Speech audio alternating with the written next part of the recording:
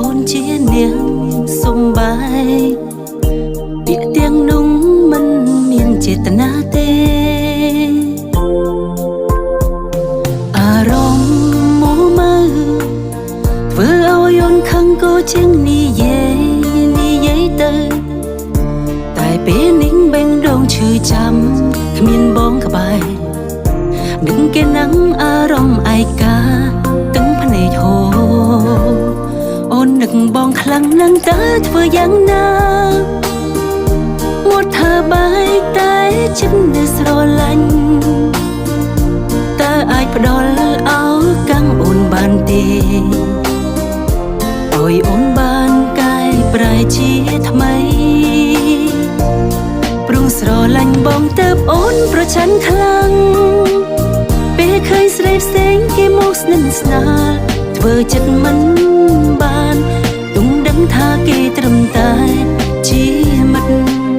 តែចិត្តចង្រៃនៅតែគិតច្រើនចង់ផ្ដើមស្នេហ៍ជាថ្មីធ្វើជាងមនុស្សស្រីពីមុនដែលបងធ្លាប់មើលថែតែអូនក៏ដឹងខ្លួនច្បាំងថាទៅមិនរួចទេមនុស្សតែបាយគឺវាបាយហើយចង់ដោយដើមមិនអាចទេអារម្មណ៍មួម៉ៅធ្វើឲ្យអូនខឹងក៏ចេញតែនិយាយទៅតែពេលនេះបេងដូងឈឺចាំគ្មានបងក្បែរនឹងគេនឹងអារម្មណ៍ឯកាទាំងភ្នែកហូរអូននឹកបងខ្លាំងណាស់តើធ្វើយ៉ាងណាមកថាបាយតែចិត្តនៅស្រឡាញ់តើអាចផ្ដល់ឱកាសអូនបានទេ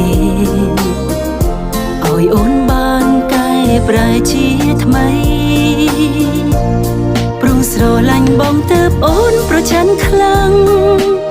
ពេលឃើញស្រីផ្សេងគេមកស្និទ្ធស្នាលធ្វើចិត្តមិនបានទុំដឹងថាគេត្រឹមតែជាមិត្តតែចិត្តចង្រៃនៅតែគិតច្រើន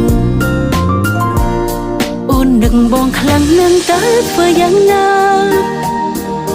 មកថាបាយតែចិត្តនៅស្រឡាញ់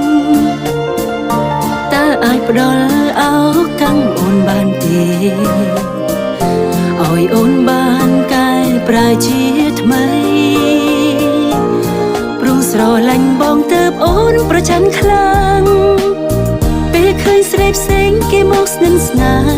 ធ្វើចិត្តមិនបានទុំដឹងថាគេត្រឹមតែជាមិត្តតែចិត្តចង្រៃនៅតែកិនច្រើនទុំដឹងថាគេត្រឹមតែជាមិត្តតែចិត្តចង្រៃនៅតែគិតច្រើន